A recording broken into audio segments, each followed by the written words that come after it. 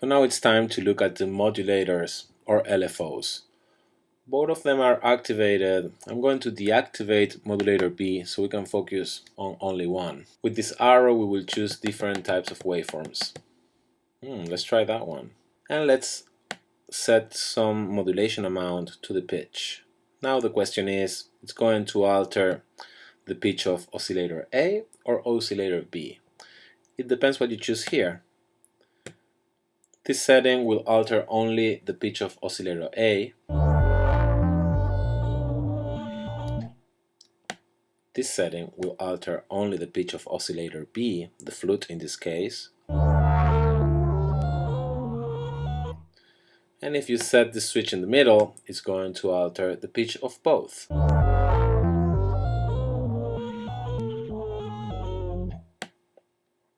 For more organic results, we should try sending this modulator or LFO to the index and shift parameters.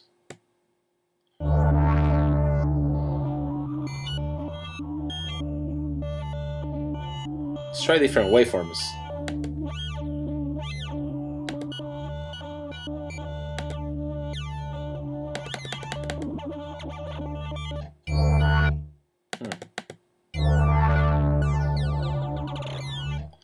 Maybe this waveform, but at a much slower pace, slower rate.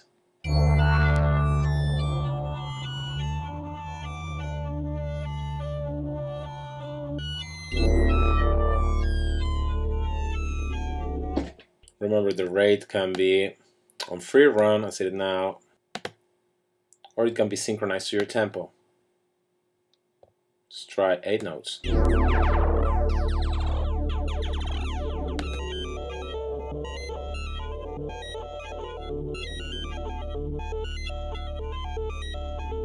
Let's change the target to oscillator A.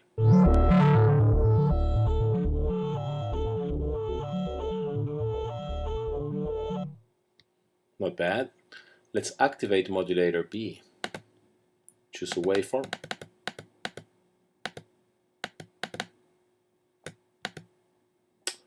Let's go for this square pyramid type of thing.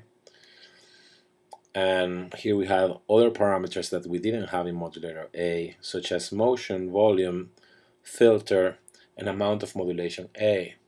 Let's try them out. Start with motion for oscillator B.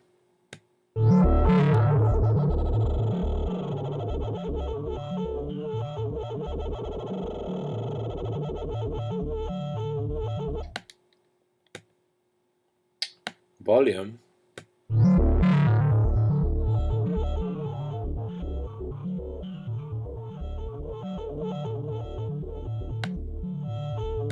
Filter.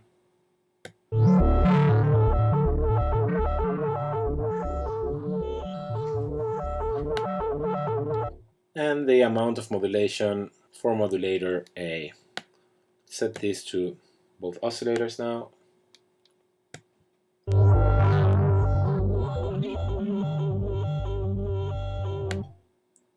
You can also synchronize this second modulator to your tempo. And of course you can alter all of these parameters at the same time. I'm doing one by one so you won't get confused.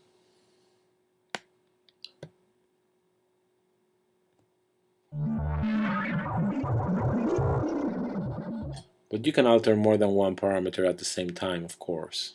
2 oscillators producing the sound, 1 filter envelope, 2 amplitude envelopes, distortion unit, a second filter.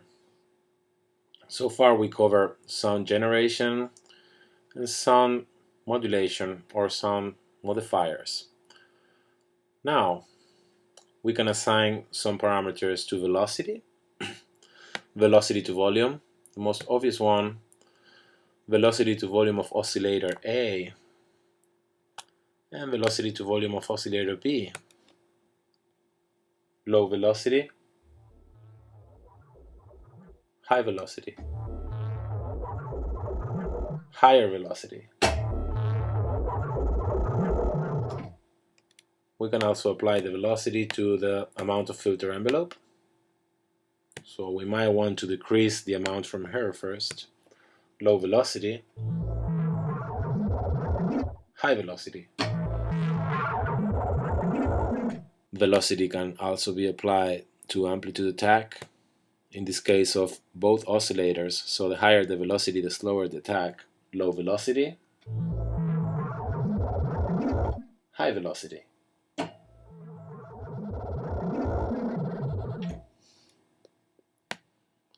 And also modify the amount of shifting, in this case for both my oscillators. Low velocity, high velocity. That's an interesting one.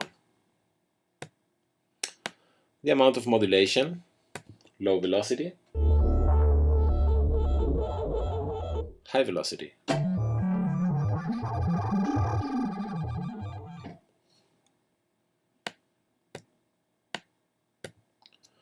Modulation wheel, this wheel right here that is present in every MIDI controller, can be assigned to index,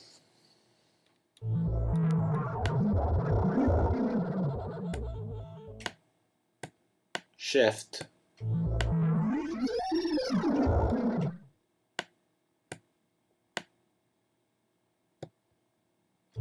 filter,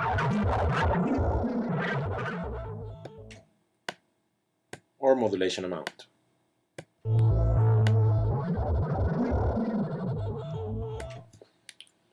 Remember, with these two switches you can choose these parameters to alter oscillator A, oscillator B, or both of them. Whenever one of these knobs is set to 12 o'clock, it means that it's deactivated.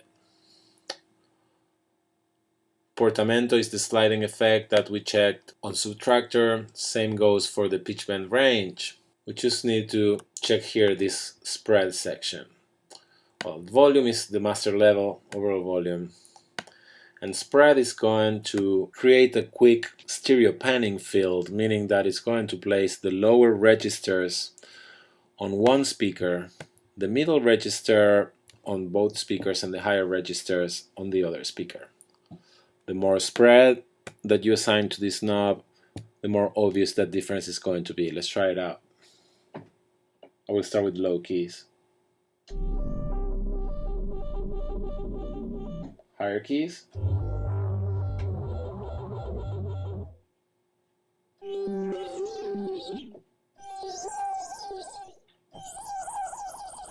It can be really cool. If you were dealing with a piano-like sound, you will have the impression that the piano is in front of you and that the low keys are to your left and the high keys to your right. Once you're done, say patch.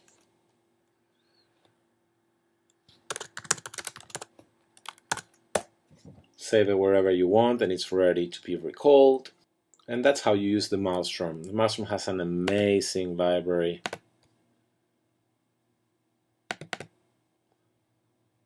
I especially like the rhythmic sounds. Let's listen to a few before we finish this video.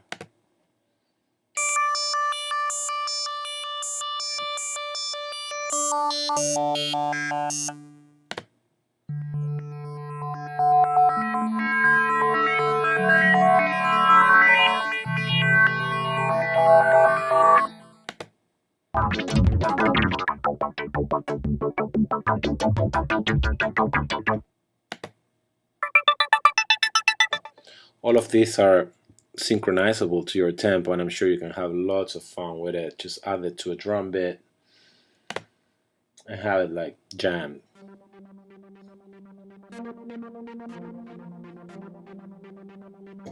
Malstrom is a great instrument.